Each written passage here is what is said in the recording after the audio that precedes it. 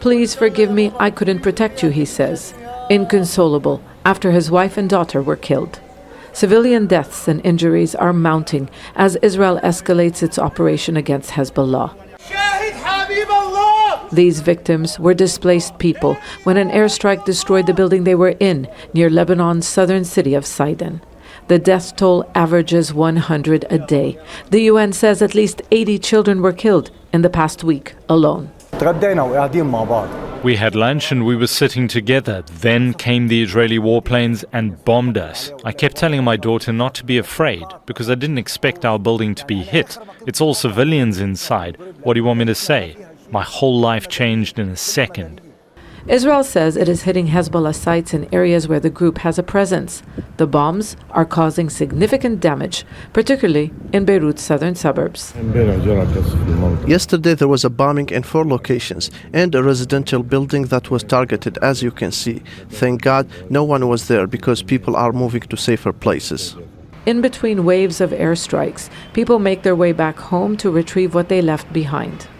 Streets are largely empty. Hundreds of thousands of people have left neighborhoods in Beirut's southern suburbs. There's been no let-up in Israel's air campaign.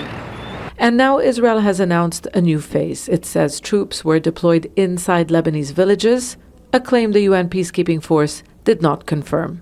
If the state of Lebanon and the world can't push Hezbollah away from our border, we have no choice but to do it ourselves. I want to make it clear. Our war is with Hezbollah. Israel has again issued a warning for residents to leave southern Lebanon as it tries to push back Hezbollah. But the armed group is fighting back, launching missiles north of Tel Aviv in what has been described as the most serious response since a series of losses in recent weeks. These attacks are important for the morale of its supporters. If Israel wants to invade, let them invade. Nabatea, Tyre, Sidon, every house there has someone, a gun, a knife, a plate, a fork, meaning that everyone has their own means of defending themselves. Hezbollah says it is waiting to engage in face-to-face combat with Israeli troops. It could be an opportunity to change the narrative of the ongoing story of conflict between two foes.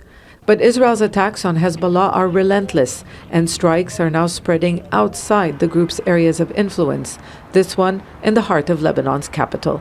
Zeina, Khodr, Al Jazeera, Beirut. Make sure to subscribe to our channel to get the latest news from Al Jazeera.